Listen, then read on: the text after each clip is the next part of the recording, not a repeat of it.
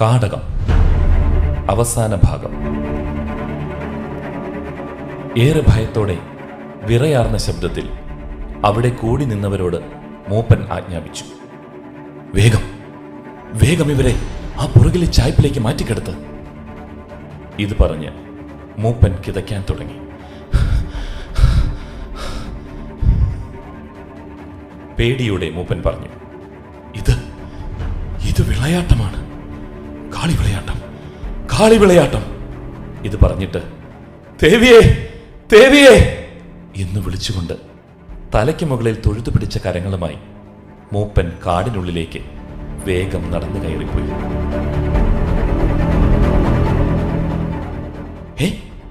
കാളിവിളയാട്ടമോ? എന്താ മൂപ്പനാ പറഞ്ഞിട്ട് പോയത്? അതിശയത്തോടെ റേഞ്ചർ സാർ ചോദിച്ചു. ആദിവാസികളുടെ ഇടയിൽ നിന്നും ചോമൻ എന്ന ആദിവാസി കാരണവർ മുമ്പോട്ട് വന്നു. റേഞ്ചർ സാറിനോടായി അയാൾ പറഞ്ഞു, അതെ യമാനെ. കാരണവർ കിതച്ചുകൊണ്ട് പറഞ്ഞു തുടങ്ങി, ഈ കാടിന്റെ പേര് തന്നെ ഉണ്ടായതിന്റെ പിന്നിൽ ഒരു കഥയുണ്ട്. സമ്മിശ്ര വികാരങ്ങളോടെ അകലേക്ക് വിരൽ ചൂണ്ടി അയാൾ തുടർന്നു, 100 വർഷങ്ങൾക്ക് മുമ്പ് ആ കാണുന്ന ഇരുളടഞ്ഞ പശ്ചിമക്കാടുകളിൽ നടന്നതായി വിശ്വസിക്കപ്പെടുന്ന ഒരു ആദിവാസി പെൺകുട്ടിയുടെ കണ്ണീരണിയിക്കുന്ന കഥയാണത്. കാളി എന്നായിരുന്നു അവളുടെ പേര്. ഇത് ഒരു വെറും കഥയല്ല, മറിച്ച് കാടിന്റെ മക്കൾ ഇന്നും വിശ്വസിക്കുന്ന ഒരു നോവു പാട്ടാണത്. 1920കളിലെ ബ്രിട്ടീഷ് ഭരണകാലം. പശ്ചിമഘട്ട മലനിരകളിൽ വിസ്തൃതമായി കിടക്കുന്ന ഘോര വനത്തിനുള്ളിലെ ഒരു ആദിവാസി ഗ്രാമം. അന്ന് ആ കാട് ഇന്നത്തെ പോലെ ആയിരുന്നില്ല.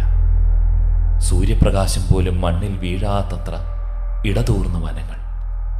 ആ ഊരിലെ മൂപ്പന്റെ ഏക മകളായിരുന്നു കാളി.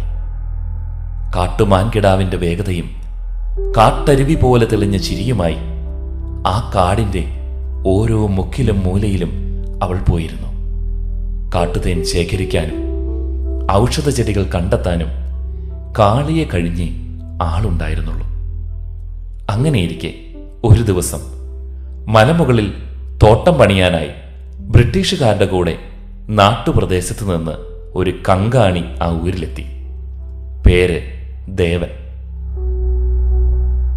കാണാൻ സുന്ദരനും ആളുകളെ സംസാരിച്ചു മയക്കാൻ മിടുക്കനുമായിരുന്നു അവൻ. നിബിഡമായ കാടിനുള്ളിലെ വഴികൾ കാട്ടിക്കൊടുക്കാൻ ഊരിൽ നിന്ന് ആരെയെങ്കിലും അയക്കണമെന്ന അപേക്ഷയുമായി ദേവൻ മൂപ്പന്റെ മുമ്പിലെത്തി.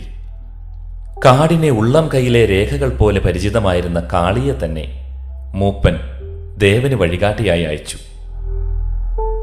നിഷ്കളങ്കയായ കാളിക്ക് നഗരത്തിൽ നിന്ന് എത്തിയ ദേവന്റെ വർത്തമാനങ്ങൾ കേൾക്കുന്നത് അത്ഭുതമായിരുന്നു.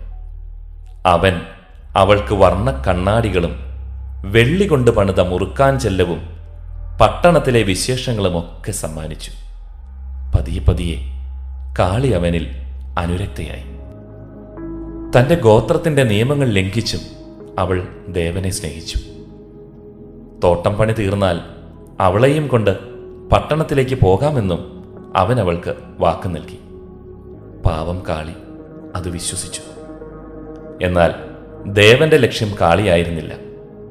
ആ കാട്ടിൽ എവിടെയോ മൂപ്പൻ ഒളിപ്പിച്ചു വച്ചിട്ടുണ്ടെന്ന് വിശ്വസിക്കപ്പെടുന്ന അപൂർവമായ നാഗമാണിക്യവും പഴയ നിധികളുമായിരുന്നു അവന്റെ ലക്ഷ്യം.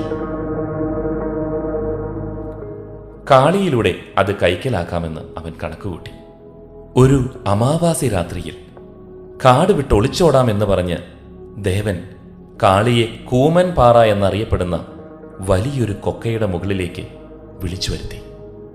എന്നാൽ നിധിയിരിക്കുന്ന ഗുഹയുടെ വഴി പറഞ്ഞു തന്നാൽ മാത്രമേ തൻ്റെ കൂടെ കൊണ്ടുപോവുകയുള്ളൂ എന്ന് അവൻ വാശി പിടിച്ചു. ദേവനോടുള്ള പ്രണയത്താൽ അന്ധയായ കാളി ഗോത്ര രഹസ്യമായ ഗുഹയുടെ വഴി അവന് കാണിച്ചു കൊടുത്തു. രഹസ്യമറിഞ്ഞ നിമിഷം ദേവന്റെ ഭാവം മാറി. ഇനി കാളി ജീവിച്ചിരിക്കുന്നത് തനിക്ക് അപകടമാണെന്ന് അവൻ കരുതി. കൂമൻപാറയുടെ മുകളിൽ നിന്ന് കണ്ണിൽ പ്രണയവും കരളിൽ പകയുമായി ദേവൻ അവൾക്ക് നേരെ കൈനീട്ടി. അവന്റെ കണ്ണുകളിൽ തിളങ്ങുന്ന പ്രണയത്തിന് പിന്നിലെ പക അറിയാതെ പ്രേമപൂർവം അവൾ അവന്റെ കൈപിടിച്ചു. അവന്റെ നെഞ്ചോട് ചേർന്നു. പൊടുന്നനെ ഒരു ദാക്ഷിണ്യവുമില്ലാതെ അവൻ അവളെ അതിശക്തമായി അഗാധമായ കൊക്കയിലേക്ക് തള്ളിയിട്ടു. കാളിയുടെ നിലവിളി കാറ്റിൽ അലിഞ്ഞുപോയി. ആരും അത് കേട്ടില്ല.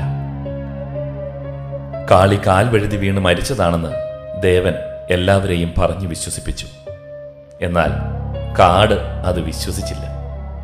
കാളി മരണപ്പെട്ട് കൃത്യം 7-ാം നാൾ നിധി തേടി കാടിനുള്ളിലെ ഗുഹയിലേക്ക് പോയ ദേവനെ പിന്നീട് ആരും കണ്ടില്ല.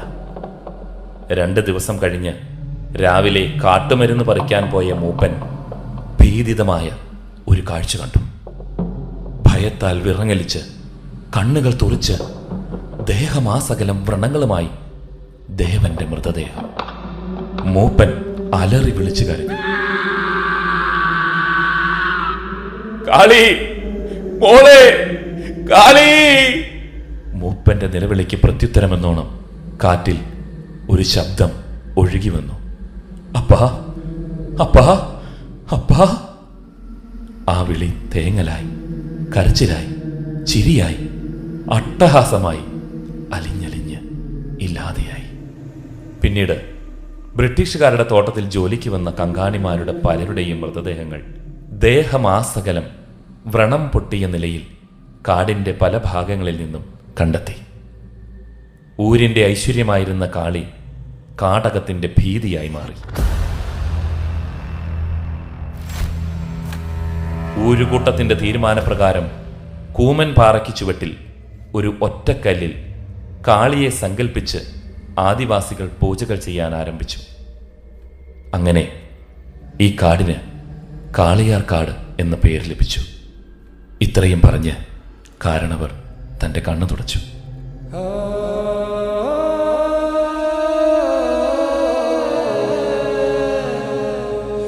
കാലമെത്രയും പൂജകൾക്ക് മുടക്കം വന്നിട്ടില്ല. എന്നാൽ എന്തൊക്കെയോ കാരണങ്ങൾ കൊണ്ട് കഴിഞ്ഞ 3 വർഷങ്ങളായി പൂജകൾ മുടങ്ങിയിരിക്കുകയാണ്. ഇന്നും ആ കാട്ടിലെ ആദിവാസികൾ വിശ്വസിക്കുന്നത് കാളി മരിച്ചിട്ടില്ല എന്നാണ്. മഴയായും കൊടുങ്കാറ്റായും തീയായും അവൾ ആ കാടിന് കാവലുണ്ട്. വഞ്ചിക്കപ്പെടുന്ന പെൺകുട്ടികളുടെ നിലവിളിയായി ഇന്നും ആ കൊക്കയിൽ നിന്നും ശബ്ദങ്ങൾ കേൾക്കാറുണ്ടെന്ന് പഴമക്കാർ പറയുന്നു. കാടിനെ ചതിക്കുന്നവർക്ക് കാളിയുടെ ശാപം ലഭിക്കുമെന്നാണ് അവരുടെ വിശ്വാസം. വിശ്വാസം എന്തു തന്നെയായാലും നിഷ്കളങ്കമായ സ്നേഹത്തെ ചതിച്ചാൽ പ്രകൃതി പോലും പൊറുക്കില്ല. ഇത് ഒരോർമ്മപ്പെടുത്തലാണ്. കാടകത്തെ കാളിയുടെ കഥ.